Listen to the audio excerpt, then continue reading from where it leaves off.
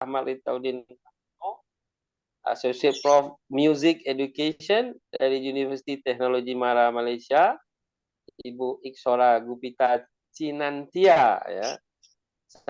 And kalau lihat SPD, MPD itu maksudnya dia tu Master of Education. Jadi itu Master Pendidikan. MED kalau English, tapi kalau dalam bahasa Indonesia MPD jadinya, ya. Ini MED, ya. Jadi Master of Education, lecturer Assalamualaikum University, dan Pak Erwin Heri Kusuma dari Uniska East Java Kediri, Indonesia. Sekali lagi, one more, thank you very much for your join. We hope the participant get the new experience from you all. Okay, the second, kita pergi ke short video ASEAN Lecturer Committee. My friend assistant profesor lagi, kita terus ke studio 1 di Angkasa Puri sana. Kita menjemput Tuan Ahmad Ritaudin. Silakan, bro. Okey, Assalamualaikum. Terima kasih, Profesor. Sama. Saya dijemput kembali untuk memberikan sedikit sebanyak perkongsian mungkin ilmu kepada semua. Yang minta maaf, bahasa saya menggunakan bahasa Malaysia. Very good. Dan bahasa Malaysia ni kadang-kadang kepada pendengar-pendengar sahabat-sahabat daripada Indonesia mungkin ada sedikit perbezaan. Ya, banyak perbezaan struktur nahu dan sebagainya. Dan juga saya akan menggunakan bahasa Inggeris juga, ya. Saya telah menyediakan, I have prepared a few slides, just a short slides, because we have only about 30 minutes, 20 minutes of lectures. Today I'm going to talk, perhaps I would share the screen with everybody. Okay. You can use. Can you see my very clear. We orchestra dekat KLCC, good. Yeah. This is a Malaysian Youth Orchestra, not the Malaysian Philharmonic Orchestra, but Youth Orchestra. And the members were from the government agencies, institution of higher learning, and also from colleges. And also we have some professionals and non-professional musicians. Today we're going to talk about music, entertainment, and entertainment. I was informed by Prof. Reza that I'll be talking about the trends and challenges in the digital age, especially in Malaysia. For everyone's information, my background is education, music education, and my specific field or focus field, area of expertise is same like Ibu Izora, educational technology. But mine is very specific into music and music education. Yeah. So, but of course, being a music lecturer, we don't only focus on our area of interest, but also other area of interest, such as research. And I go into cultural and socio-cultural and ethnomusicology and things like that. Yeah. Okay. All right. So today I'll be talking about music trends and challenges in Malaysia, and I would like to just introduce a little bit about myself. I am Ahmad Ritaudin Manor.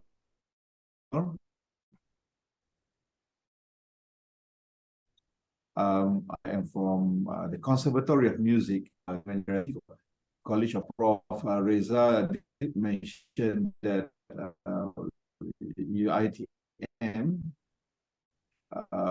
is under an ARA, Majlis Amanah Rakyat, and also we are also supported by the government. Yeah, and we have our own act, which is different from akta-akta untuk university lain. Yeah? So we are quite an autonomous agency. Okay, before we go on to our trends and challenges in the current industry, music industry or entertainment industry in Malaysia, I would like to also add a little bit about the whole context of music in Malaysia, because without this, our music industry will not be as advanced or as popular or accepted by the community, by the mass public in Malaysia. Yeah, we got our independence from the British in 1957, and before that, we had English schools. The English government brought in formal education through in English schools, and music subjects were included. And usually, if people who went for music for English, they were given formal music education. Yeah? So that was the first time where, as Malaysians, we received formal and exposure of formal music in music lessons in schools. Before that, no, we are more very traditional based. We use rote, we listen to people, and we just sit down and learn by ourselves, right? That is the traditional way of learning music instruments. But the British brought us music into our English schools. However, in 1980s, okay, after about 30 years of independence, we decided to have our own identity, and the government, the Ministry of Education, make the music subject compulsory in primary schools, sekolah dasar. Yes, sekolah dasar kan kalau di primary school. Yeah, yeah. Since 1980. So music, everybody must learn music from standards, from years as old until 12 years old. Yeah, and optional for the high school. And these music teachers, because when you have music subjects in school, you need to have many music teachers trained and certified. So we are trained in teacher training institute or public universities. Like myself, my career start. I had a diploma in engineering before deciding not to be an engineer, because I don't like being an engineer. It's boring. So I decided to become a music teacher because I've learned music since young. So I decided to be trained in a teacher training institute. Yeah, and then and I was posted to government school after 3 years, 2.5 years of training. I was certified and then posted to teach music in the states of Terengganu on the east coast of Peninsular Malaysia. Okay. And that was a long time ago where we didn't have enough music teachers. But gradually, the government, through Ministry of Education and Ministry of Higher Education, provided more programs at higher institution of learning. So right now, we have music courses or music-related courses being offered in the public and the private universities, yeah, or colleges, such as my university, UITM, UPSR, UCSR, UPM Aswara, and a few others. So once these people had the bachelor in music education, they are certified to teach music in public and private schools. Yeah. All right. So what is the impact of the education of music education in Malaysia? Because these people who have gone through music classes, who have gone through music certification in universities, they become the workforce in our industry, a certified workforce in our industry.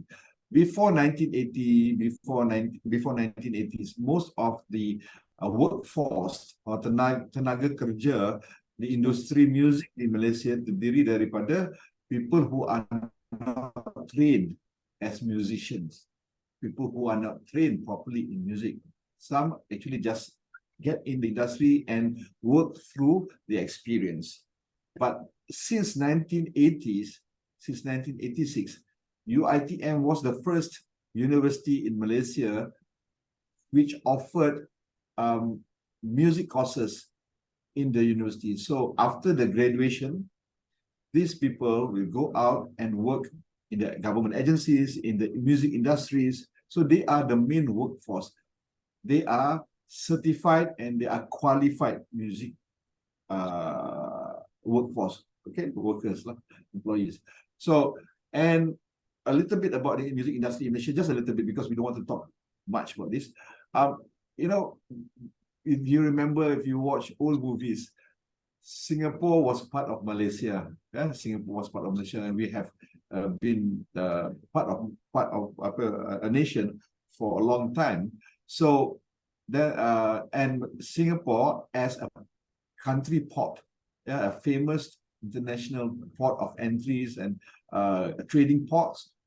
Of course, naturally, Singapore becomes the center of the music industry in Malaysia. Yeah, so we have all the studios for Piramidi movies were made in studios in Singapore, and the music which come from the British, which come from the traders, international traders, from the Dutch, from the Indonesian. In fact, we share a lot of common music with our sahabat-sahabat from Indonesia, where everybody will berkumpul di Singapura, and then we perform music, and then naturally we adapt all this music and be part of the music. I wouldn't say that I want to claim those songs as Malaysian, no, because I've been telling my students some of the songs that we sing are not Malaysian folk songs; those are Indonesians. But if we are needed to determine which country these songs are, I would say folk song, Nusantara folk music, or Nusantara folk song. I don't claim it as Malaysian folk song, like Chan Malichan, Sore Ram. Yeah, Soleram, Soleram. Yeah, those music, we have been. I think we have to get the fact correct to the Malaysians. In fact, that the music, the song, is not from Malaysia. It is from Indonesia, and of course, Indonesia being a big country with many islands and provinces, people naturally come and do tradings, and they brought in those cultures and those songs that we share. And saya mengucapkan juga lah terima kasih kerana perkongsian muzik-muzik tersebut, kerana itu sebenarnya menambahkan lagi kepada nilai culture budaya di Malaysia. Ya, terima kasih. Anyway, so again, the industry was based in Singapore and a little bit in Kuala Lumpur.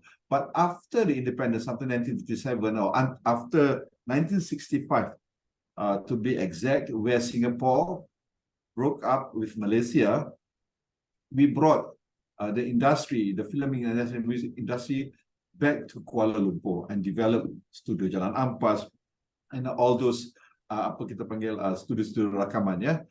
So then the government start to play local songs, because that's how we support our music, yeah. And of course, with international artists also, yeah, in various languages. We have had radio channels playing Latin music, European music, and whatnot. So this is the way of promoting not only Malaysian music, but also other music to Malaysian listeners. Yeah. Okay. So when the industry, saya dikasih host. Indah, aku bilang please you mute and okay. When we moved our industry to Kuala Lumpur, of course we developed our own style, musical style, but of course we learn a lot from our Indonesian brothers and sisters. Your musical styles, because we share the culture very deeply. Yeah? When we listen to your music, we learn and we take and we adapt, and we established our own Malaysian style music, right? So, during the 60s, 70s, and 80s, of course, with the influences of not only from our brothers and sisters in Indonesia, original, but also from the European, from the British especially, and the Americans. Yeah. Okay, but when the 90s come, that's when the world becomes more global. Everybody gets to listen to other people's music. I remember 1988, 1984, where MTV comes. Okay, MTV Music TV comes in, and Michael Jackson came to TV and whatnot. That's when the taste of our listeners change. They don't listen to only music from Malaysia, but they listen to music from other places. directly from the TV, not from the cassettes, not from the LPs, but from the TV. That is also quite impactful because not everybody can afford to buy cassettes or CDs or LPs at that point. So by having free TV shows, everybody has started to change their listening habit and listening preferences. The same thing goes to Indonesian music, where we have program-program pertukaran budaya. Saya remember lagi TVRI dengan TV Brunei, dengan RTM, Radio Television Malaysia, mengadakan every year, mengadakan satu kolaborasi di mana kita bertukar-tukar persembahan, mengadakan persembahan muzik. That also actually, yes, program Muhibah. That actually gives us a lot of exposure and to our own people. Yeah, all right. And of course, when we look at the 2000, from the year to the new millennia, we have digital, where internet, borderless. You can access everything from the internet. That's when, again, the changes of interest and the accumulation and assimilation of different cultures from all over the world, not only from Nusantara, but from Africa, from Caribbean, from Jamaica, really change our music industry. Yeah, and during the during this time, there are a lot of what we call that unconventional music, where for people like us, maybe think that this is not music, because music should be like this and like that. No, but we have to accommodate to the taste of the younger generations, because they are the one who's going to support our industry. All right. Now, so after looking at those things, yeah, I think Prof Reza tidak sabar lagi mau menyanyi. Ya, Prof Reza. Nanti lagu Isabella sajalah. Isabella. Oke. Jadi kan kalau kita lihat daripada segala influences dari luar itu sebenarnya bukan saja menukarkan corak budaya di Malaysia, budaya mendengar muzik Malaysia, tetapi juga rupa muzik itu. Jadi kerajaan, pemerintah Malaysia begitu memahami kehendak dan fungsi bidang-bidang kreatif di Malaysia. Jadi mereka memperkenalkan dasar kreatif negara, ya, di mana di sini kita dasar ini diperkenalkan untuk membawa lebih daya saing kepada music industri kreatif seni di Malaysia, dan mampu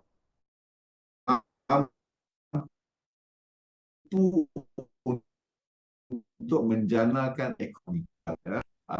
Dan sebelum ini in hotels and nightclubs, they were either from the Philippines or from Indonesia, because you guys are awesome. You guys are very skillful musicians. You know why? Because you have a variety, a wide style of music across your nation.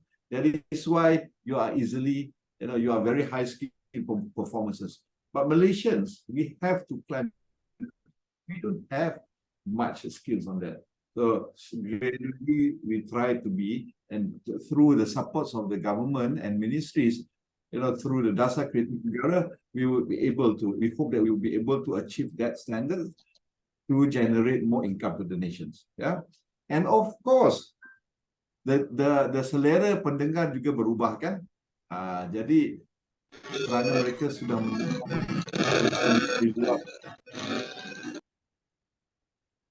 muzik di luar, jadi terdapat juga setengah-setengah pihak yang mahukan lagu-lagu lama dikekalkan tetapi dimasukkan dengan ciri-ciri moden, elemen-elemen moden. Yeah. So in my case, our university are very supportive of traditional music, However, to gain or to get interest from the younger generation, we would add or assimilate or fuse modern musical elements into the traditional elements. So we have a new song, but you have traditional elements at the same time with modern structures. And schools are started to accept this kind of music, and they accommodate this kind of music into their music curriculum. So we have the younger, much younger generation listening to fusions of traditional and modern music. Yeah, and of course, there is other influences and demands from the non-mainstreams, meaning that they don't want to listen to all this, but they want to listen to a different kind of music, which are their music. We have the indie groups, yeah, and we have also the experimental music, where we have very small group of people listening to or creating music which only they can understand. But they need our support. They need the government support to bring out their music to the public. Yeah, and that is not easy, because some people, when they don't like the music, they don't support. As easy as that. Yeah, but we have to be open in this. Kita mesti berfikiran lebih terbuka, kerana music yang buruk, ada music yang tidak elok. Semua music cantik. Ya, semua music cantik berdasarkan kefahaman kita sendiri. Mungkin kita sebagai rakyat, sebagai pendengar Melayu, tidak biasa mendengar muzik Tamil misalnya, klasikal Tamil. Kita kata itu bukan muzik, itu muzik saya tak mau dengar, itu muzik, itu bukan muzik. Kita tak boleh berfikiran seperti itu, kerana we have to respect other people's culture. For them, that is music. For us, this is music. But we have to come to one consensus that music is something that will give you ketenangan, kecantikan. It depends on the culture. Yeah. Okay. One way of promoting our music, actually, or promoting our music industry, is to collaborate between agencies. If not, the entertainment industry will go down. That is why we have started to work with universities, colleges, other agencies, even international agencies, because we want to create what we call an ecosystem where we have supports. Yeah, everybody will support the music industry or the entertainment industry. And one of the way, like in my case, I collaborate with one of the biggest record music label in Malaysia, which is Luncai Emas. So we compose our song, we arrange, and we produce our own song to be produced by the label. So we provide our song. Label. Yeah. Jadi, and the label, like the Luncai Emas. Luncai Emas is owned by our pop star, Dato' M. Nasir. M. Nasir is one of the biggest name in Malaysia, and he believes that education, university education, can help with the entertainment industry, can help to educate the listeners to what music is, to what music should be. Because some of the new generation will think traditional music is not nice or not important, so they don't want to listen. So what we are doing now, we create new songs but using traditional elements. That is how we help with the industries. Okay, I think we are, and I am ending my session. But before I end this, I would like to share everyone with our song, with the song that I produced and sang by our student. It was composed by our own lecturers, and also the music arrangement also was made by our own student. Yeah, I will share with you now. Yeah.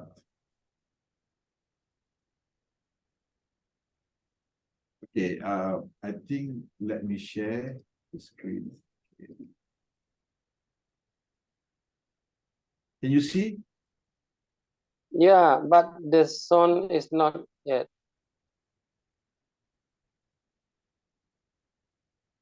Suaranya macam belum dengar, tapi video okay.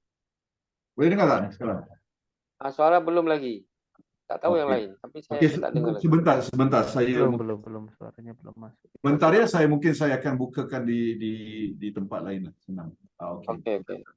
Oke, sebentar. Selamat datang Bung Rafli Kande. Nanti kita akan dengar lagu dia. Yeah. Sebentar. Oke, share, new share. Oke. Yeah.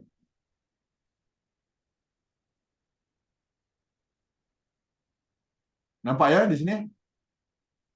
Oke, tapi suaranya macam saya belum dengar. Belum lagi. Biasanya ada hal sikit soal suara ini. Macam seronok tapi suaranya belum dengar. Kang Indah, you can to have apa macam mana nak buat tu? Prof, saya nak cadangkan, rasanya masa dia share, dia kena include audio. Masa you share Zoom tu, there's one button kecil tu untuk share audio. Include something, include ada audio. Associate Prof Jessica ini. Welcome you. Ya. Saya tengah tengok ni warasnya, tengah dengar ada ni. So I think have to just include lah, Prof. There's one place that when you share, right? There's a small box. Include. Yeah. Oh, share sound. No wonder lah. Yeah, share the sound. Yes. Okay. Share sound, high fidelity, optimize for video clips, and share. Right? I have to do one more time, yeah. Share. Yeah, because I seldom use Zoom. Okay.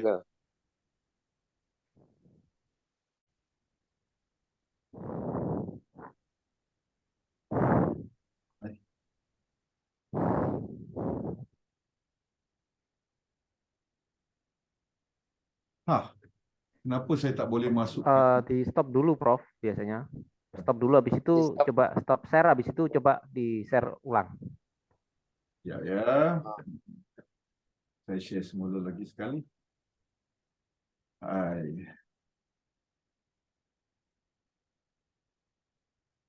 Oh, kena stop dulu ya.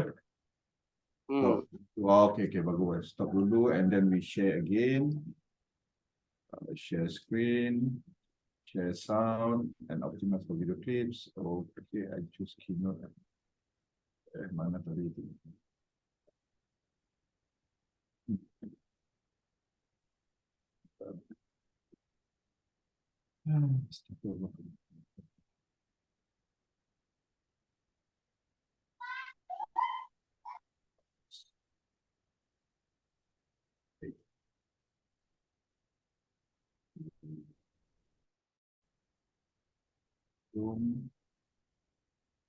Okay, Waras and share sound optimize. Okay, now.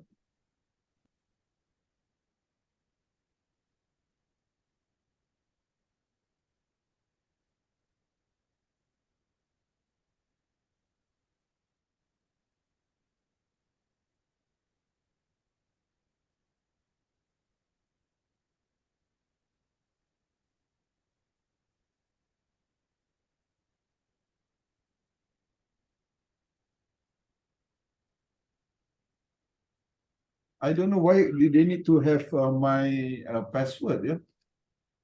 Macam apa dia besar sekali. Saya to share your computer audio, please install a Zoom audio device. I have my audio device already. Please restart your audio sharing application, such as the media player, after install to continue sharing with the sounds. Okay lah, macam ni tak apalah. Nanti mungkin boleh dihantar before closing remark, you can to repeat. I will try to get. My staff will be after nanti di akhir lah. Baik. Masih ya. Thank you. So anyway, thank you very much for being with me. This is a very short session, but of course, if you have more time, I would like to also involve with everybody with what we had. here not only here in our program, music education program, but also in our music business program. Okay. We have a music business program where we actually look into this kind of trends and challenges. Yeah. All Okay. right. Thank you, Pak. You can to shut down the screen first. Lagi screen. Kang Indah, Ibu Iksora, boleh ada PPT-nya nggak yang boleh udah kirim atau macam mana? Saya ada PPT. Boleh udah dibantu sekarang di screen, you can to look. Oh ya. Oke. Oh ini sudah. Iya.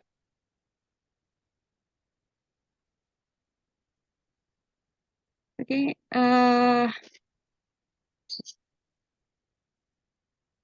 Bisa dibesarkan. Di Zoom, Kang Indah. Layar. Mulai atas dulu. Di halaman 1. Bentar, Pak. Baik, sebelumnya saya introduce myself aja dulu.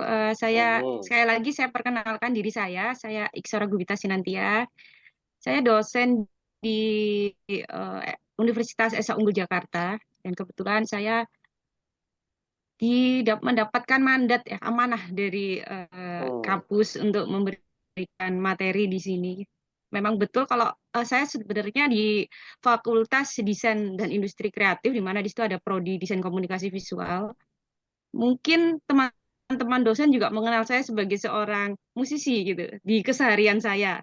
Dulu saya pernah terjun juga di mungkin kalau istilahnya dulu saya jadi anak band gitu ya. Dulu saya sebagai basis gitu. Kebetulan keluarga saya juga ada beberapa yang juga bermain musik. Adik saya juga lulus dari Music Education UNESA. Jadi masih lingkup dalam dunia musik education di keluarga. Dan saya sekarang ingin mengkolaborasikan antara desain komunikasi visual, saya ambil visualnya dengan musik, di mana bisa menggabungkan dari keduanya dan menjadikan sesuatu yang tidak bisa terlepas sebenarnya dari dua hal musik dan visual gitu. Dan di sini saya tidak sepenuhnya untuk mengisi tentang musik karena sudah ada ahlinya. Di sini yang saya hormati Prof. Reza, lalu Pak Ahmad tadi, Profesor Ahmad Litaudin ya. Tadi juga sudah bicara tentang educational musik yang luar biasa, lalu ada Mr. Rafli Kande, wow luar biasa. Tadi tampilannya juga musiknya, apalagi tentang sejarah yang diceritakan oleh Prof. Reza tadi. Nanti setelah ini saya bakal searching langsung, tidak pakai lama.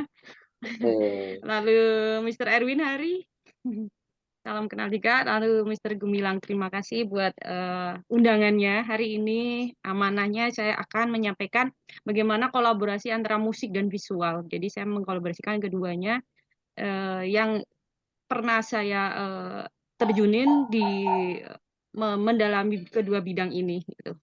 Oke, saya mulai. Mohon izin. Musik dan visual, ya, enriching sensory experience, di mana kedua musik dan visual ini memiliki pengalaman sensorik ya. Kalau misalnya mungkin kalau sensor di Indonesia namanya indra manusia gitu. Mungkin kalau di Malaysia apa ya istilah? Deria ya. Saya lupa, saya pernah dengar itu. Ya, seperti itu. Oke, next bisa di next untuk PPT-nya. Nah, how can music and visual be combined, ini yang akan jadi pembahasan hari ini. Jadi materi kali ini, jadi bagaimana musik itu dan visual bisa digabungkan dan menciptakan sebuah pengalaman sensorik yang memukau, yang memberikan suatu pengaruh dan memperkaya satu sama lain dalam berbagai konteks. Oke, next. Nah, di sini ada 6 pembahasan yang akan saya bahas. Yang pertama introduksi, karena waktu sangat minim, jadi saya akan berusaha untuk maksimal untuk mempercepat juga pada inti-intinya. Yang the first introduce tentang definisi musik and visual, lalu hubungannya apa, lalu masuk ke sinergi ya, musik and musical and visual sinergi, Di situ ada musik sebagai inspirasi, lalu musik sebagai pengalaman visual sebagai penambah pengalaman musik, lalu ada penggabungan musik dan visual mengenai konser musik, film, video, seni digital, dan contoh-contohnya nanti. Lalu ada next.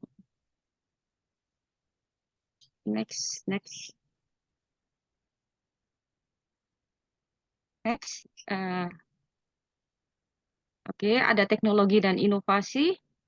Lalu ada studi kasus di sini, ada example about konser, tadi karya seni, and film tentang kolaborasi musik and visual. Lalu ada yang terakhir adalah conclusion.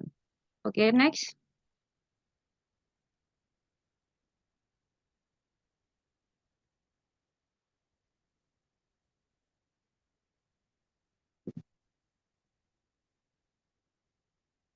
Oke, next. Introduction tentang definition of music and visual. Bisa next? Kang Indah, next slide-nya nggak bisa jalan atau gimana? Atau saya sendiri yang memutar mungkin kalau memang ada. Boleh juga Ibu co-host, mungkin dia ada hambatan. Ibu sebagai co-host boleh menggunakan juga. Iya. Begitu. Kang Indah, ini bisa dibantu atau Ibu Iksora sendiri akan share karena Anda nggak bergerak itunya. Ya. Ini udah berjalan memang. Ya, lebih lambat ya. Ya. Masih next slide atau macam mana? Tampaknya di tempat saya tidak jelas visualnya. Ya, tidak bergerak ya, masih musik adalah seni itu, masih itu saja Kang Indah. Jadi biar Ibu aja lah Kang Indah, mungkin shutdown aja biar beliau share sendiri atau macam mana. Ya, mohon izin. Ya, silakan. Oke, sudah clear Bu, silakan. Oke, terima kasih. Oke, ini tadi sudah ya, saya next. Oke, definition about music, saya yakin ini sudah tahu ya, music is art from the sound arranged in time gitu ya. Jadi dapat dilakukan menggunakan instrumen vokal atau berbagai genre yang bisa dikolaborasikan. Nah, visual sendiri pasti kan refers to everything related to vision or human vision ya. Jadi dalam konteks ini memang visual lebih merujuk pada sesuatu yang berkaitan dengan penglihatan. Jadi apa yang kita lihat gitu ya. Elemen gambar, elemen warna, bentuk, tekstur, lalu pergerakan yang secara langsung ya seperti gambar, film, proyeksi atau seni visual gitu. Oke.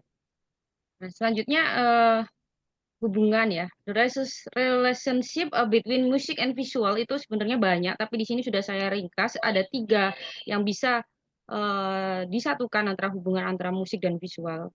Yang pertama, musik itu bisa dapat menjadi inspirasi visual ataupun sebaliknya. Ya, jadi musik dapat membangkitkan gambaran dalam pikiran, terutama bagi pendengarnya atau audiensnya. Kemudian gambaran tersebut diolah dan diwujudkan dalam bentuk visual oleh seniman. Sebaliknya seperti itu, gambar atau visual tertentu dapat mengilhami musisi dalam menciptakan musik atau emosi, nuansa yang serupa. Nah, selanjutnya ada bentuk musik, bentuk seni ya menggunakan indera. Jadi dua-duanya sama-sama menggunakan indera manusia, menggunakan sensorik. Kalau di sini musik lebih ke pendengaran, lalu kalau visual adalah menggunakan indera penglihatan. Jadi mereka keduanya saling mempengaruhi dan memperkuat dalam pengalaman seni yang disajikan atau sebuah pertunjukan. Dan yang ketiga adalah menciptakan sebuah musik ini ya, menciptakan pengalaman sensorik yang lebih kaya, dan lebih mendalam, jadi lebih deep ya, di mana lebih inverse. Ketika musik dan visual digabungkan dengan baik, maka dapat menciptakan atmosfer yang lebih kuat dan memperkuat pesan yang ingin disampaikan dan memberikan kepuasan artistik ya kepada penikmatnya atau kepada audiens yang menonton. Itu jika ketiganya sangat berfungsi ketika hubungan antara musik dan visual ini bisa menyatu. Nah, yang kedua ada and visual synergy, di mana sinergi antara musik dan visual itu merupakan kedua elemen yang digabungkan secara harmonis untuk menciptakan pengalaman sensorik yang lebih kaya, ya, atau memukau, atau mengasihkan. Jadi, di mana keduanya itu memiliki sinergi yang kuat. Ketika musik dan visual bekerja sama dengan baik, maka mereka saling memperkuat atau melengkapi satu sama lain. Jadi, menciptakan kesatuan artistik yang lebih besar daripada elemen-elemen yang terpisah. Gitu. Nah, jadi, what if synergy between music and visual occurs, ya, misalnya jika mereka memang betul-betul bersatu, maka akan menghasilkan sebuah sinergi yang berpengaruh. Yang pertama adalah meningkatkan, ya, improving emotion and atmosphere, gitu ya, atmosfer. Jadi di mana visual dapat memperkuat atau memperdalam emosi yang dihasilkan oleh musik melalui penggunaan komposisi visual, warna, pencahayaan, pergerakan. Jadi semua bisa menjadi suasana hati yang bisa membawa musik tersebut, gitu. Nah, lalu ada mempengaruhi sebuah penciptaan juga narasi dan cerita. Juga berpengaruh terhadap penampilan. Misal nanti ada acara atau panggung, ada konser. Jadi visual itu sangat berpengaruh.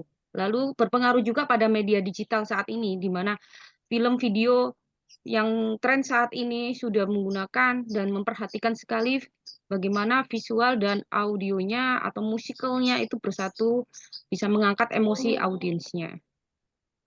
Hingga dia meningkatkan atmosfer emosi dan para penontonnya. Jadi memperdalam emosi yang dihasilkan oleh musik. Jadi musik dapat mengubah interpretasi dan persepsi visual.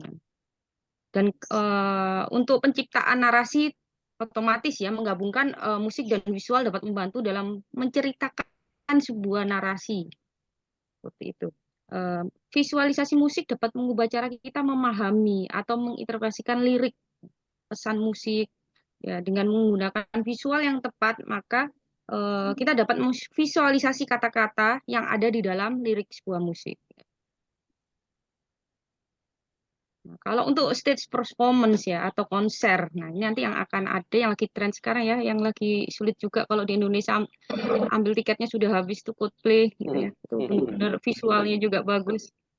Nah itu mereka memainkan visual yang sangat bagus, mengambil unsur-unsur visual yang warna-warni, lalu mereka menunjukkan dengan layar yang lebar. Kalau konser panggung, tidak hanya musisi, penyanyi, apapun, pagelaran musik, pagelaran seni menggunakan kolaborasi antara penampilan dari segi visual dan audio, dikolaborasikan menjadi satu kesatuan yang dapat meningkatkan pengalaman penonton, ya. Lalu koreografi visual pun juga harus diperhatikan. Jadi tidak harus mengenai gambar, tetapi koreografi visual pun juga diperlukan dalam pengaruh penampilan dan panggung dalam sebuah konser. Nah, untuk media digital sendiri ada foto dan video, gitu. Musik visual dalam sebuah film di sini, ya, dapat memperkuat pesan yang disampaikan, meningkatkan ketegangan. Jadi kalau nonton film, musik itu ada yang misalnya filmnya horor atau musik film sedih, gitu, pasti musiknya akan mengikuti, gitu. Tidak mungkin musik akan berdiri sendiri, berbeda dengan visualnya. Itu akan menciptakan suasana. Jadi sebegitu pengaruhnya musik terhadap visual, terhadap emosi, gitu. Dalam seni digital pun instalasi interaktif musik visual juga dapat digabungkan dalam bentuk karya seni yang holistik, gitu. Nah, lalu kita di sinergi pun ada musik sebagai inspirasi visual. Jadi penggambaran inspiration, ya, visual art and motion experience bagi pendengarnya atau audiensnya, gitu. Penggambaran melalui gambar dan bentuk visual memiliki kekuatan untuk membangkitkan gambar dan pikiran dari pendengarnya, gitu. Suara-suara dapat menginspirasi seniman visual untuk menggambarkan dalam bentuk visualnya atau gambarnya, gitu. Jadi benar-benar menggambarkan, mendengarkan dengan betul-betul memanfaatkan musikalitas untuk menjadi membangkitkan sebuah gambaran dari sang seniman visual tersebut, gitu. Misalnya ketika mendengarkan musik akan menggambarkan aliran sungai yang tenang. Seorang seniman dapat terinspirasi untuk membuat gambar, misalnya menggambar air mengalir dengan lembut melalui lukisan atau ilustrasi. Atau itu penciptaan apa ya, stimulus ya dari otak untuk mendengarkan suara air bermericik atau lalu divisualkan melalui sebuah gambar. Nah, lalu ada visualisasi melodi dan harmoni. Nah, di sini melodi dan harmoni dalam musik diwujudkan secara visual melalui representasi grafis atau simbolis. Nah, semisal nih ada lagu yang menggambarkan melodi apa ya, naik turun gitu ya, melodi yang up down gitu. Lalu si seniman bisa menggambarkan melalui garis yang meliuk-liuk, karya seni visual yang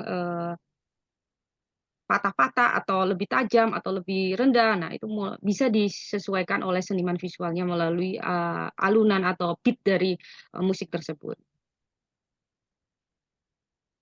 Lalu di sinergi pun ada visual sebagai pengalaman musik. Di sini pengalaman musiknya dalam arti adalah meningkatkan emosi dan atmosfer, ya, seperti yang tadi dijelaskan di atas, bahwa visual menjadi penambah apa ya, kekuatan untuk menciptakan emosi dan atmosfer lebih dalam pengalaman sebuah musik. Menggunakan elemen visual, pencahayaan, komposisi, pergerakan, dan lain sebagainya.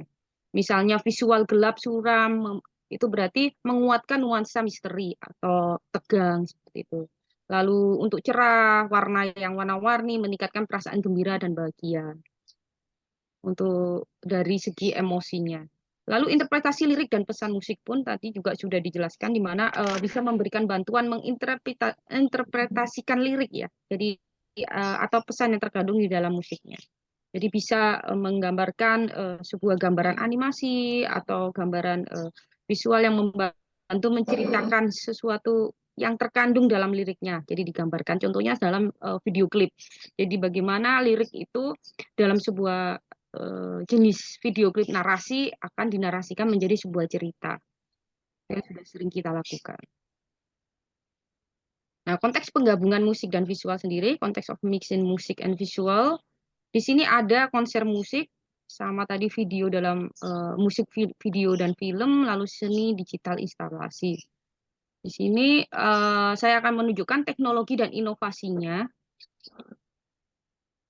Nah, yang saat ini kita harus bisa mengikuti sejauh ini adalah perkembangan AR dan VR, augmented reality dan virtual reality, di mana kedua ini sudah mulai dipelajari juga oleh mahasiswa kami di desain komunikasi visual.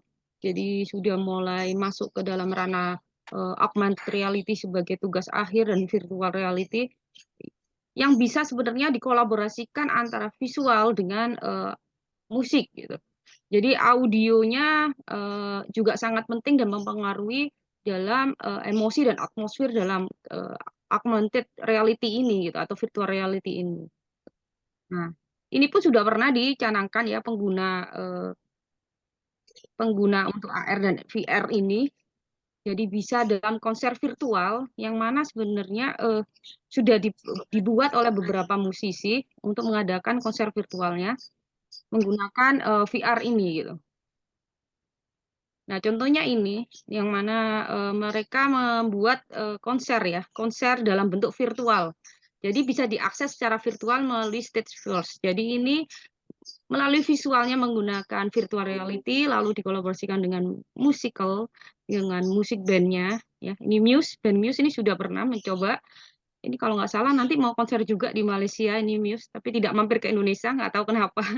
Itu yang bikin iri ya. Lalu di sini mereka sudah mencoba dan berhasil. Jadi di dalam albumnya kita tidak perlu lagi untuk yang bagi yang jauh atau yang di tempat yang tidak bisa mencapai konsernya, mereka menyediakan live-nya melalui VR. Gitu. Jadi mengkolaborasikan visualnya dan musikalnya. Lalu teknologi juga ada mapping proyeksi dan tampilan holografik. Di sini konteks penggabungan musik dan visual teknologi ini digunakan untuk menciptakan efek-efek yang menakjubkan, terutama kalau kita bicara musik, biasanya kembali lagi ke masalah konser gitu ya. Jadi di sini secara visual saat ini visual untuk 3D, visual ini holografiknya itu sudah mulai ditampilkan dalam sebuah konser musik gitu. Kebetulan kemarin Blackpink saya juga sempat lihat, jadi di mana mereka memberikan elemen di sini holografik sudah mulai masuk, ya, tidak hanya dari audionya yang luar biasa live dengan suara yang sangat bagus, dan tapi dengan kombinasi visual yang juga luar biasa dengan teknologi-teknologi yang dimanfaatkan dan inovasi yang dikembangkan sampai saat ini. Ini merupakan kolaborasi yang sangat baik antara musik dan visual. Nah, ini ada contoh juga dari beberapa kolaborasi musisi dan seniman visual. Jadi musisi itu, kalau dari segi musisi, membawa pemahaman mendalam tentang teori atau tentang musik ya, melodi, harmoni, sedangkan seniman visualnya sendiri memiliki keahlian dalam penggunaan warna, komposisi, bentuk, menciptakan sebuah pesan visual yang kuat. Nah, di sini musisi sendiri, untuk musisinya sendiri terinspirasi, musisi terinspirasi dari karya visual dalam pengembangan suara dan suasana musik mereka. Sedangkan seniman visual sendiri dapat menggunakan musik sebagai sumber inspirasi dalam menciptakan gambar visualnya. Jadi bisa menjadi kolaborasi si senimannya masing-masing. Teknologi sendiri, di sini teknologi sudah memperluas batasan batasan tradisional ya, yang sudah memperluas yang dari pakem tradisional, lalu tradisional dalam arti di sini teknologi ya, lalu memungkinkan penggabungan menjadi lebih dinamis dan interaktif antara musik dan visual. Nah, ini contohnya untuk konser atau multimedia, ini yang juga sudah dilakukan, ini di konsernya Pink Floyd, yang menggabungkan musik rock progresif dengan elemen visual yang kuat. Ini konser ini juga berhasil menjadi role of model juga ya terhadap musik rock yang bisa ditampilkan dalam visual yang sangat baik gitu, dramatis dan simbolis. Lalu ini ada Roichi Ikeda, juga ini seniman visual, dia juga memadukan antara visual dan audionya. Jadi dari mengadakan pameran ruang digital, ruang first, lalu dikolaborasikan dengan musik yang sangat unik gitu.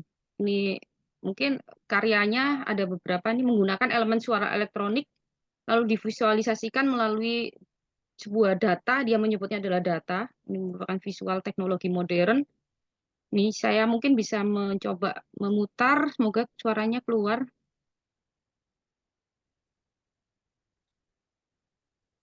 What is data? Ada terdengar? Ya, suaranya keluar. What's that?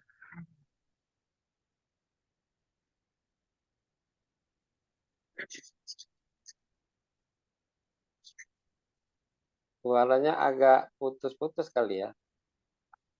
Hitam putih. Suaranya belum clear.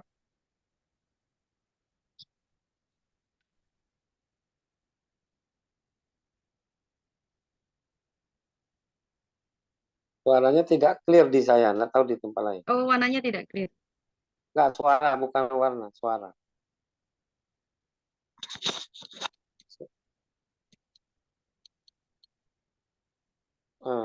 Suaranya belum terlalu clear. Oh iya. Ini tapi sudah maksimal. Oh mungkin ya, kurang lebih nanti seperti ini. Karena suaranya memang karakternya karakter suara elektrik gitu ya, elektronik. Jadi musik-musik yang elektronik menggabungkan audiovisual, mengadakan sebuah pameran yang menggabungkan suara-suara yang memang bukan musikal yang terdengar seperti kita mendengarkan sebuah musik dengan alunan yang enak didengar, tapi dia memilih dari segi lebih ke audionya, bagaimana dia mengolah sebuah audio dan visual menjadi satu gitu. Ini. Oke, saya lanjut saja. Selanjutnya, ini film, salah satu film, contoh film yang menampilkan sinergi yang kuat antara musik dan visual. Ini juga mendapatkan banyak penghargaan, di mana film ini mungkin ada yang sudah pernah nonton. Jadi benar-benar menggabungkan suara yang sangat indah, yang epik, lalu dipadukan visual yang indah ya, maaf, visual yang indah, bagus, benar-benar memperhatikan efek-efek visual, menampilkan warna-warna yang dikeluarkan, filter warna yang dikeluarkan dengan bagus dan dikolaborasikan dengan musik yang dramatis. Jadi di mana musik itu ada ketegangan, visualnya tegang, musiknya juga benar-benar tegang dan menyatu dengan baik, dramatis sehingga menciptakan pengalaman sensorik yang sangat mendalam bagi penontonnya. Ini sutradaranya Christopher Nolan, sangat luar biasa. Nanti yang belum pernah menonton silakan menonton karena memang ini sudah dinobatkan sebagai film visual dan audio terbaik. Oke, ini ada kesimpulan terakhir ya, conclusion-nya bahwa musik dan visual sebagai universal language ya, di mana musik dan visual memiliki kekuatan untuk menembus batasan bahasa ya, batasan language dan culture. Musik visual sebagai universal language yang dapat menyampaikan emosi, pesan, dan pengalaman secara mendalam tanpa sebuah kata-kata. Jadi musik menggerakkan perasaan kita, sementara visual memberikan wujud visual pada ide dan konsep. Kombinasi keduanya menciptakan language yang dapat dipahami dan dinikmati berbagai orang di seluruh dunia. Nah, di sini satu lagi bahwa kekuatan penggabungan untuk menciptakan pengalaman yang mendalam tadi, ya, ketika musik dan visual digabungkan, mereka akan saling melengkapi dan memperkaya satu sama lain. Jadi menciptakan pengalaman yang mendalam dan musik dapat meningkatkan emosi dan atmosfer dari secara visual. Sementara visual membantu menggambarkan pesan dan interpretasi musik. Jadi penggabungan keduanya menciptakan pengalaman multisensorik yang memperdalam pemahaman dan penghayatan terhadap karya seni tersebut. Gitu, terima kasih atas sharing dari saya. Semoga ya, baik, kita sangat tertarik tadi presentasi Ibu Gisora. Sebelum kita mengundang Bang Rabi Kandi, kita akan dengar sebuah video lagu. Tapi tadi Encik Ritaudi mau dengar lagu Isabella ya. Isabella adalah kisah cinta dua dunia. Waduh, saya takut nanti dapat request. Jadi biar Indah Gumilang saja lah yang share video tuh ya.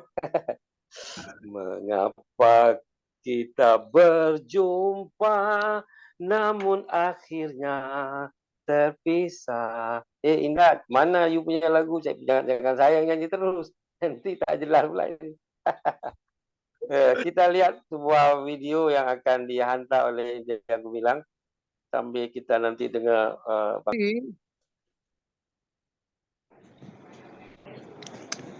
lagu-lagu yang saya buat dalam bentuk rekaman dari awal tahun 2000 itu semuanya menceritakan tentang kontekstual, tentang keseharian, apa yang di depan mata saya, apa yang saya lihat dan apa yang saya alami, hanya itu. Saya bernyanyi memang menjadikan sebuah nyanyian sebagai atraksi, tetapi lebih dalam lagi apa yang menjadi maksud daripada saya untuk bernyanyi, untuk menyampaikan. Lebih kepada maksud, lebih kepada substansinya. Sebagai hiburan barangkali karena dia itu berirama, karena dia itu menjadi sebuah komposisi yang harus diharmonikan, melodi-melodi yang harus diharmonikan, mungkin menjadi sebuah sajian yang berirama. Barangkali kalau ada ketukan-ketukan membuat kita bisa bergoyang.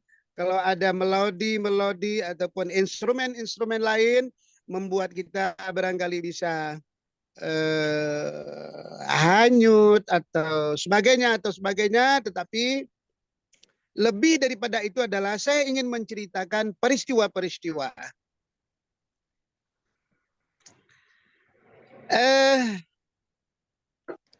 Ini juga menurut saya Awal-awal daripada tahun 2000, saya banyak bercerita tentang peristiwa-peristiwa keseharian yang terjadi di Aceh. Seperti lagu yang diputar tadi waktu kita ikut sebuah festival di Holland Festival, itu hanya menceritakan tentang bagaimana kegusaran kita, kekesalan kita, keterpurukan kita, keterkungkungan kita waktu terjadi konflik antara pemerintah Indonesia dengan gerakan Aceh Merdeka. Karena saya melihat di sini ada terjadi kejahatan kemanusiaan yang sangat luar biasa hingga kita harus bungkam. Jadi bungkam itulah yang membuat sebuah emosional yang tidak bisa kita ceritakan bagaimana. Akhirnya lahirlah hentakan-hentakan seperti itu. Ya, secara otomatis teman-teman melihat hentakan-hentakan itu ya dimasukkan di dalam ritme-ritme perkusi. Ya, jadilah seperti itu. Bercerita tentang saya cakap, kemudian musiknya belakangan.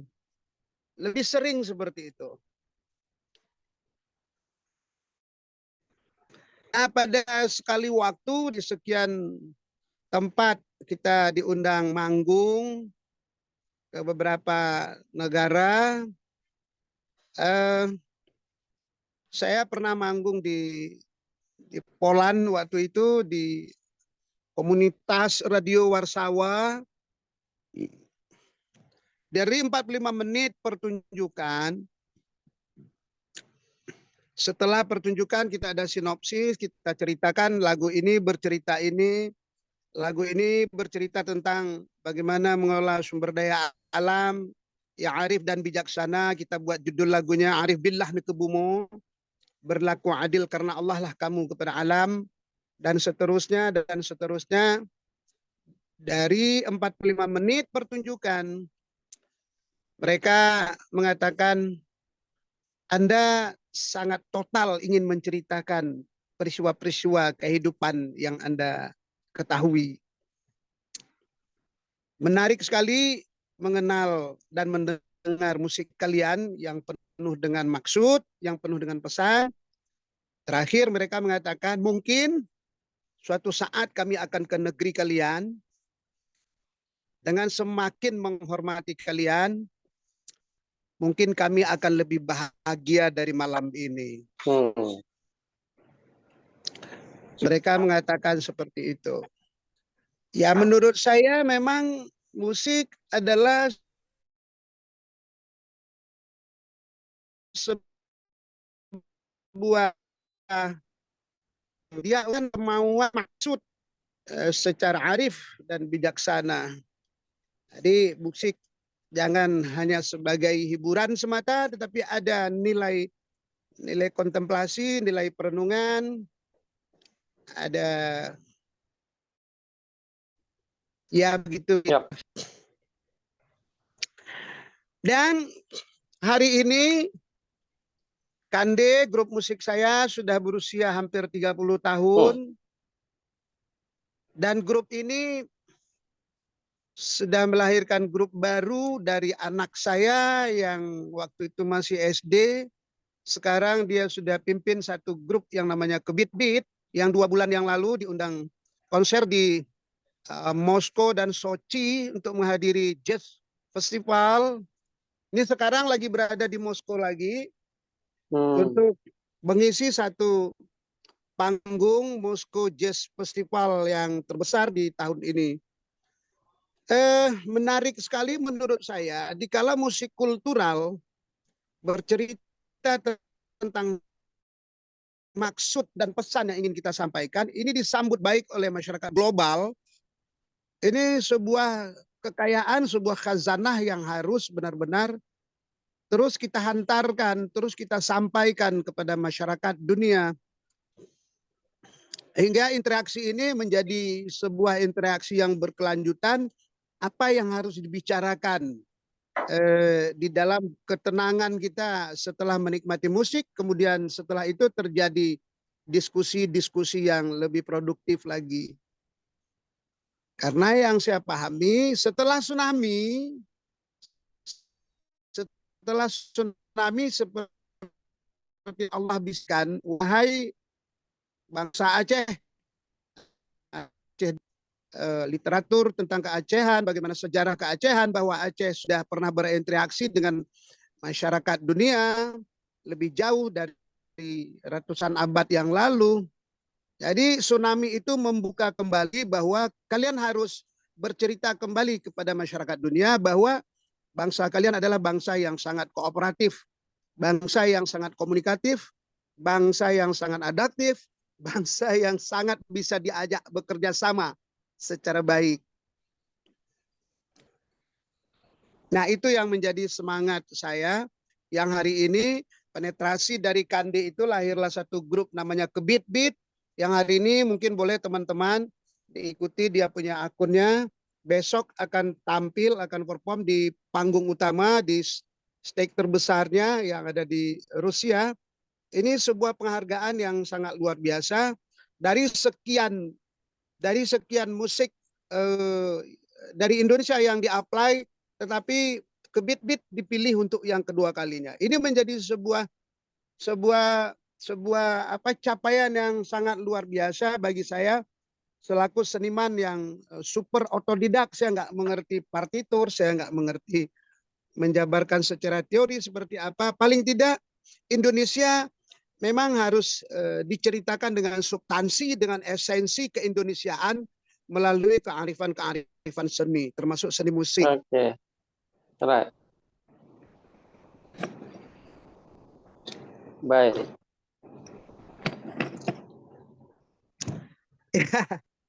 Hari ini saya di parlemen, pertama saya 2014 ke 2019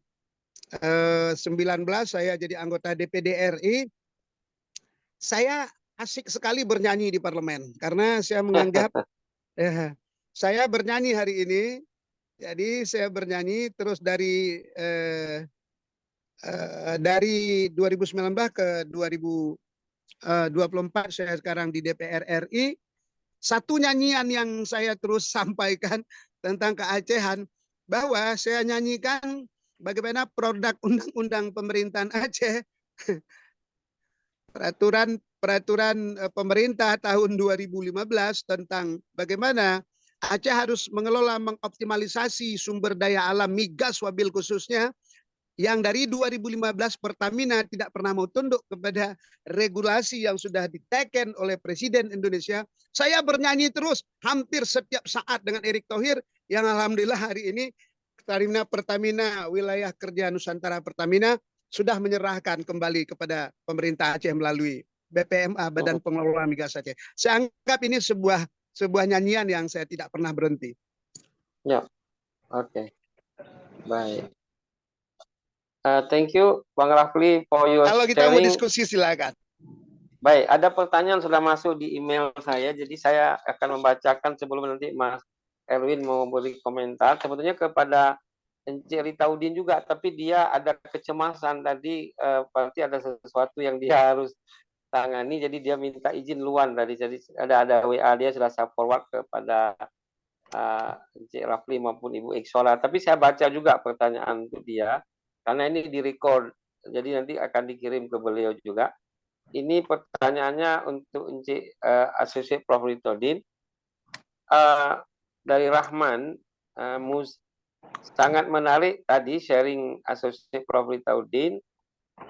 Saya tadi tertarik kepada soal anak muda Malaysia dalam konser atau orkestra. Bagaimana tren grup-grup musik baru di Malaysia?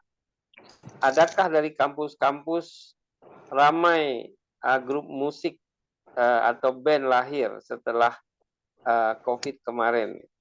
Karena di Indonesia kebanyakan musik atau band datang dari kampus.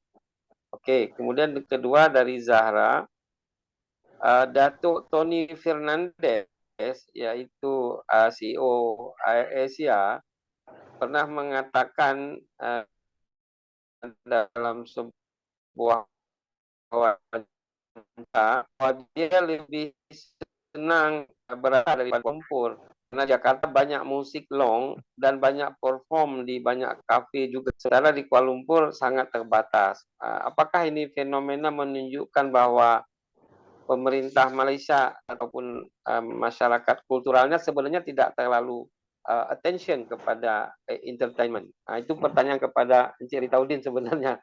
Nanti dia boleh dengar karena ini ada rekamannya.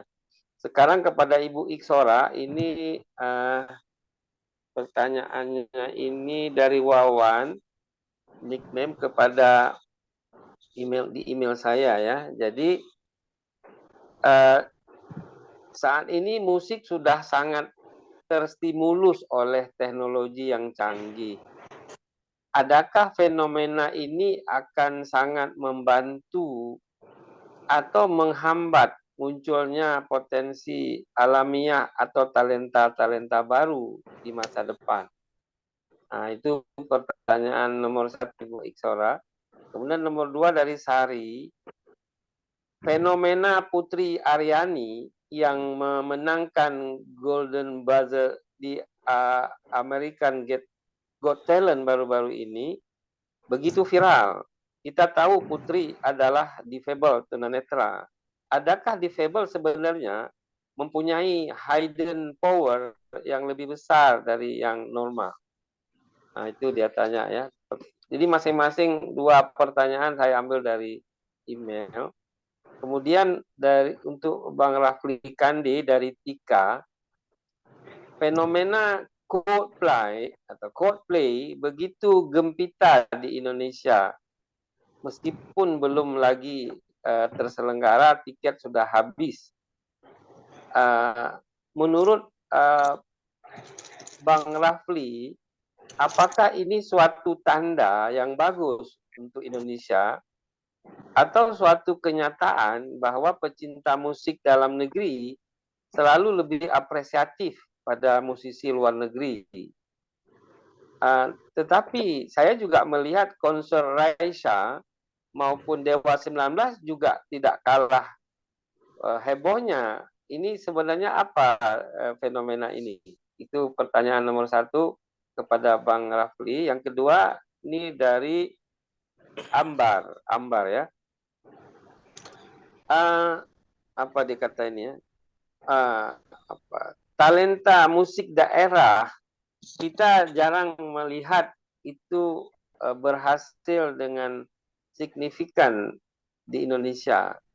Bahkan mereka sulit untuk masuk ke internasional atau go internasional. Apakah mereka sebaiknya lebih mengangkat etnik, musik etnik seperti yang Bang Rafli sepertinya lebih kepada etnik musik supaya musisi daerah bisa muncul ke permukaan. Izin Ibu Iksora dan Bang Rafli masing-masing boleh menjawab dalam 5 menit, dimulai dari Ibu Iksora dulu, setelah itu Mas Rafli. Silakan Bu Iksora, dalam 5 menit 2 pertanyaan itu sudah bisa terjawab ya. Waktunya sudah cerita. Ya, terima kasih. Prof. Reza, mohon izin menjawab. Iya, silakan. Jadi untuk pertanyaan pertama, ini yang memang lagi tren ya, lagi sering ditanyakan oleh tidak hanya dari beberapa masyarakat atau kita bilang kalau netizen ya, netizen sering membahas tentang maraknya teknologi, apalagi sekarang yang saya tarik aja dulu adalah teknologi AI. Gimana kalau bicara AI, semua software sudah dipermudah, gitu. Bahkan dipersingkat, gitu. Tidak hanya di software untuk digital ilustrasi.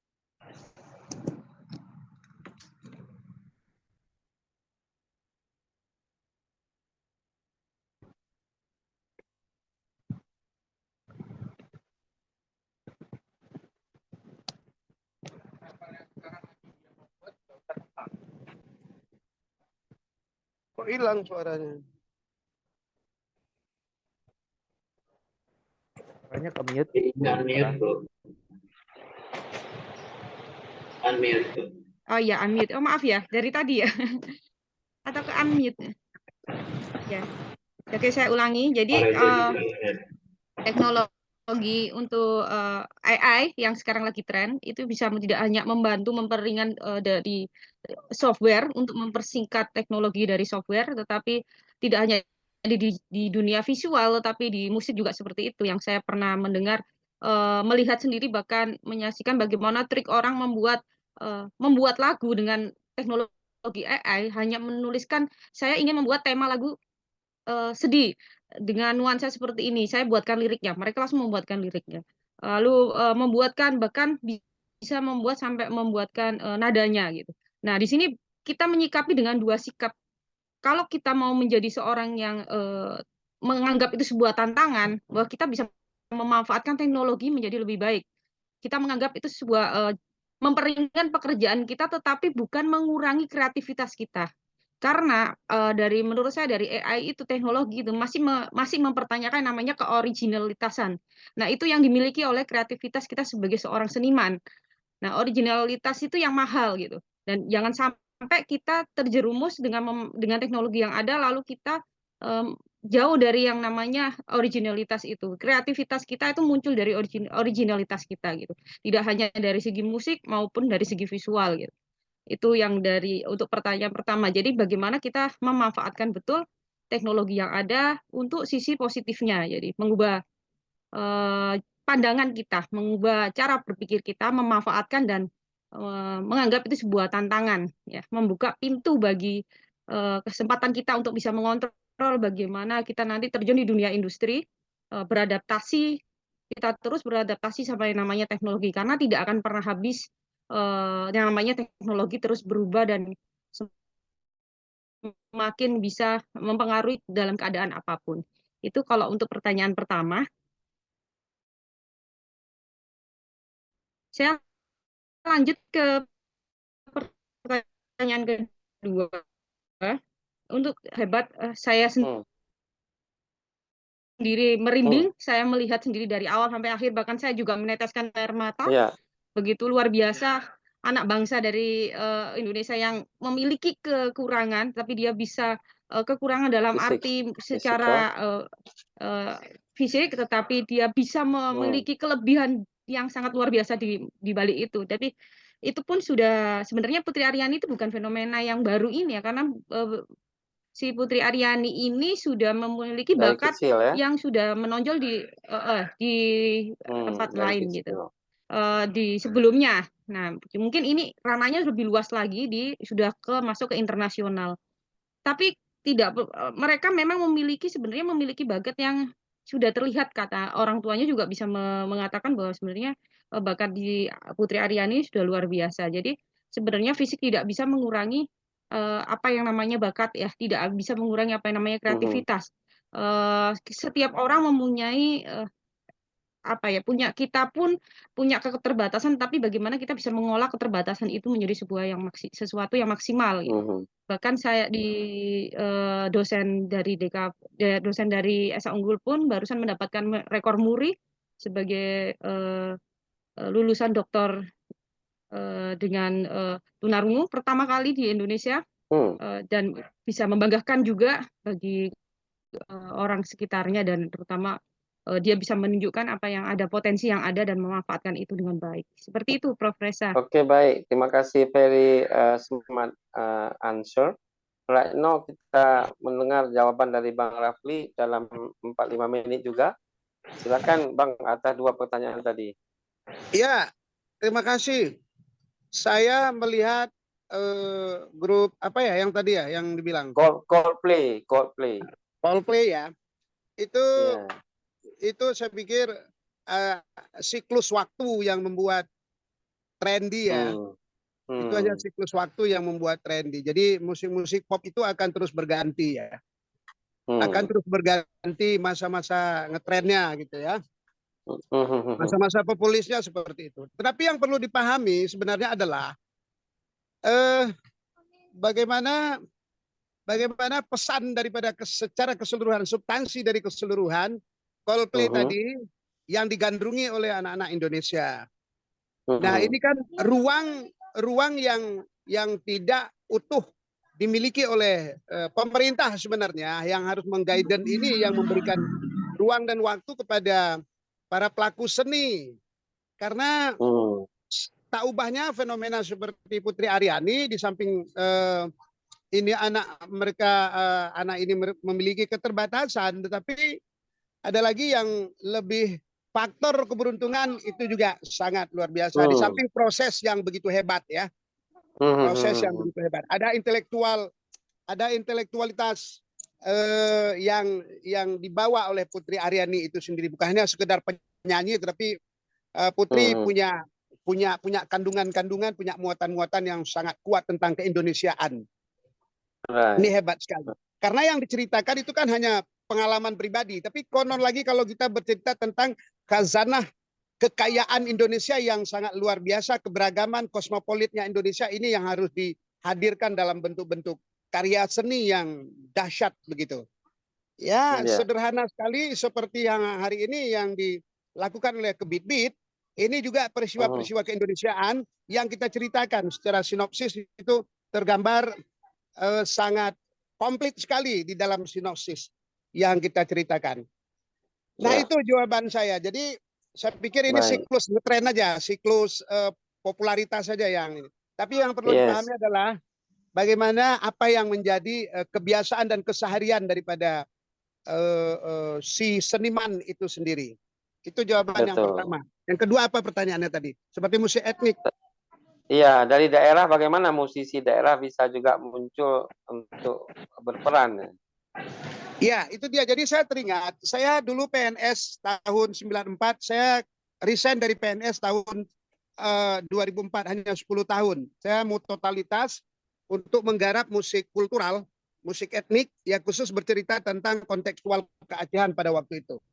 Tetapi beriring waktu menurut saya adalah banyak sekali yang harus kita tuangkan di dalam karya-karya seni tentang keindonesiaan, tentang kedaerahan. Seperti di Afrika, itu musik-musik di Afrika, di Pakistan, di India, dan segala macam. Itu musik-musik kultural, itu sangat dihormati oleh pemerintahnya. Dibuat dalam bentuk orkestra yang sangat bergengsi, dihadirkan di dalam sebuah pertunjukan-pertunjukan kenegaraan, itu yang menjadi lambang daripada martabat sebuah bangsa itu sendiri. Nah, hari ini kadang-kadang kita, mohon maaf, ya, pemimpin-pemimpin kita hanya lebih senang kepada atraksi, tetapi nggak melihat pada substansi. Apalagi pengkondisional tentang politik. Nah, ini menjadi sesuatu yang sangat murahan bagi saya. Saya melihat ini sangat disayangkan sekali. Jadi mestinya harus dihadirkan komposisi mewah, komposisi big orkestra yang hebat dihadirkan di dalam sebuah upacara-upacara kenegaraan. Ini musik-musik kontemplasi, musik-musik etnik yang dikemas dalam bentuk keilmuan yang sangat luar biasa. Jadi ada kandungan, ada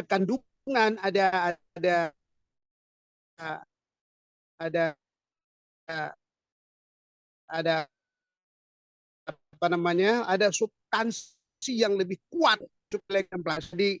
Itu digambarkan dalam sebuah kekayaan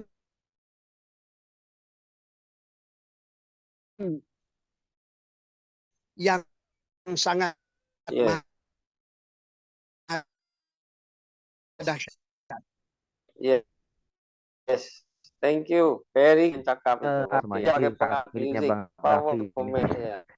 Bagi Sora, saya sempat ngulik profilnya juga, ternyata beliau ini anggota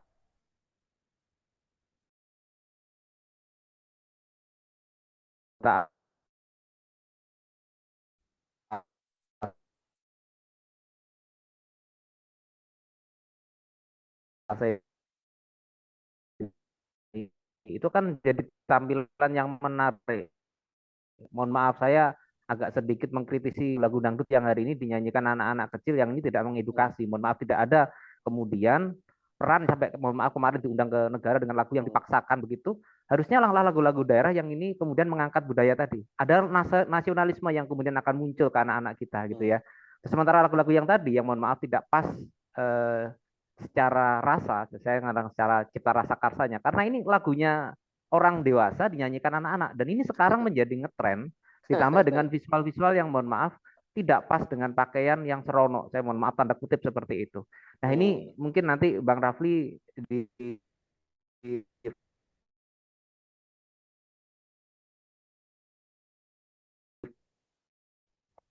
parlemen bisa mengkritisi kembalilah peran